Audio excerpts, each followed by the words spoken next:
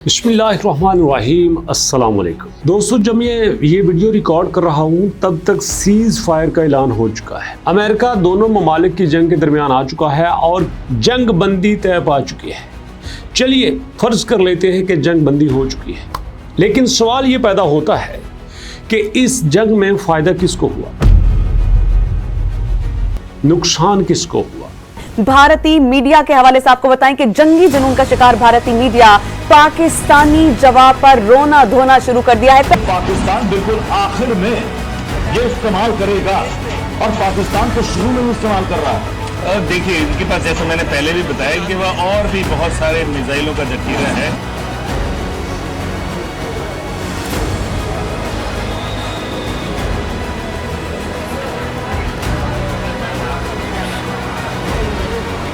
अब जब cease fire हो गया है, दोनों ममालिक बैठेंगे, दोनों ममालिक का मीडिया बैठेगा और मीडिया बैठ के चर्चा करेगा कि हमने ये कर दिया, हमने वो कर दिया। सीधी सी बात आपको बताता हूं। पहले बात करते हैं पाकिस्तानी होने के नाते। एक बात मैं आपको क्लियर बता दूं, इंडिया वाले दोस्त भी मुझे सुन रहे हैं। हमारा बच्चा जब छोटा होता है ना, तो उसके जहन में ये बात पक्की होती है कि तुम्हारा अगर कोई दुश्मन है तो इंडिया तुम्हारा दुश्मन है। जी हाँ, उसकी वजह ये बात हमें नस्लों में से समझाई गई है। हमारे बाप दादा परदादा जो कि इंडिया से आए थे, वो अपने बच्चों को किस्से सुनाते हैं कि हमारे ऊपर कैसे जुल्म किया गया।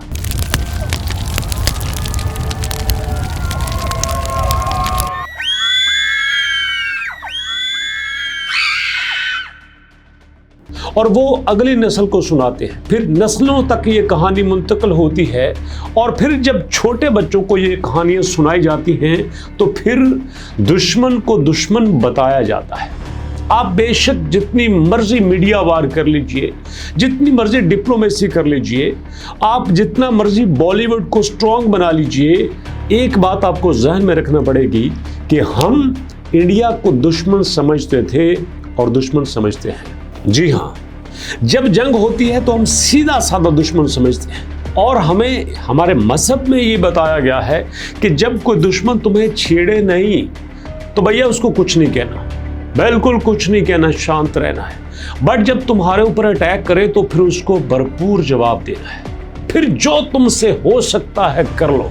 वो कहते हैं ना कि जब तलवारें निकल आती हैं तो फिर फैसला तलवारें ही किया करती हैं। और दूसरी बात, इंडियन मीडिया और इंडियन पॉलिटिक्स हमेशा अपनी आवाम को कुछ और एस्टिमेट करके बताते हैं। आप इन सारे दिनों में इंडिया का मीडिया देख लीजिए, लगेगा ये कि पाकिस्तान नहीं है, ये को बनाना स्टेट है, ये को मालदीव है, ये भूटान है, ये नेपाल है, जिसको जैसे चाहोगे निगल जाओगे, खा जाओगे। अरे भैया कैसी बात करते हो। यहाँ पे आपने देखा कि वार के दौरान लोग सारे काम छोड़ के सड़कों पे चले जाते थे। हमारा 15-15 साल का बच्चा सड़क से ड्रोन उठा के भागा फिरता है। इतना उनके अंदर डर खत्म हो चुका है। लोग मिसाइल को फायर होते हुए देखने के लिए बाहर आ जाते हैं। जहां पे इंडिया में लोग छुप के बैठते हैं, पाकिस्तान में लोग बाहर के निकल आते हैं। ये बात जहन में रखनी चाहिए। मुसलमान जैसा भी होगा, उसके जहन में ये बात पक्की है कि मैं अगर शहीद हो गया, मेरा कोई काम अल्लाह ताला को पसंद आ गया ना, तो मैं इंशाल्लाह सीधा जन्नत में जाऊंगा। ये उसका ईमान होता है। कैसे गया गुजरा भी मुसलमान इस बात का यकीन रखता है, और ये बात हिंदुओं में नहीं होती। इसलिए ये मान लो कि जब भी फाइट होगी, मुसलमान कैसा भी होगा, वो लड़ने में खुशी महसूस करेगा कि काश अगर मैं जन्नती बनना चाहता हूं तो मेरे लिए शहादत से इससे बेहतर मौका कोई नहीं है।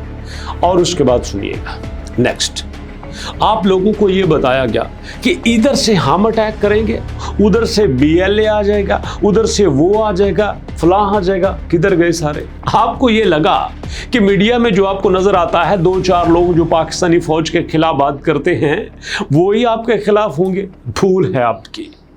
जहां पे लोगों के इख्तलाफ होते हैं वो होते हैं, लेकिन आपको ये समझ आनी चाहिए कि जब फाइट लड़ाई दुश्मन के साथ होती है, जब मुल्क की सालमियत का मसला होता है, तो फिर आपस की वो बातें साइड पे हो जाती हैं, बाद में देखेंगे।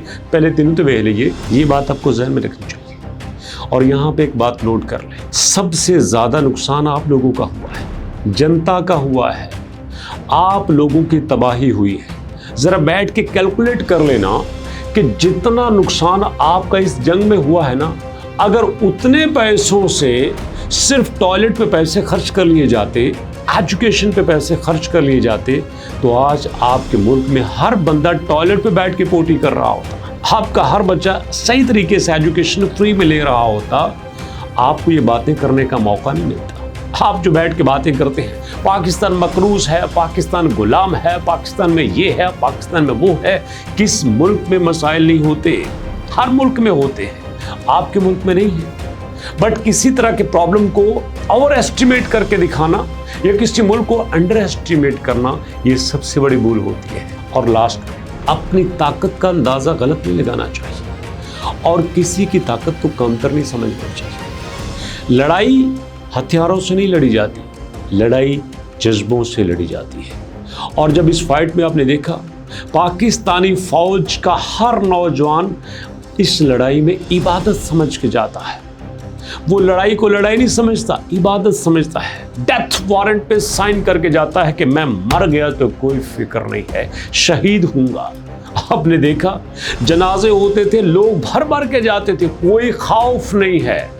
जिस घर में किसी भी फौजी की, किसी शहीद की बॉडी पहुंची है, उसने शुक्र अदा किया है। क्या इंडिया में ऐसा हुआ है? एक भी ऐसी मिसाल दे दो, एक ऐसी मिसाल दे दो। पाकिस्तान में आपको हजारों ऐसी मिसालें मिलेंगी, इंडिया की एक भी मिसाल दे दो। इसलिए सारी चीज़ों को जहन में रख के अपने आप पे फोकस करो, मुल्क को अच्छे तरीके से चलाओ, आराम से, सुकून से, शांति से रहो।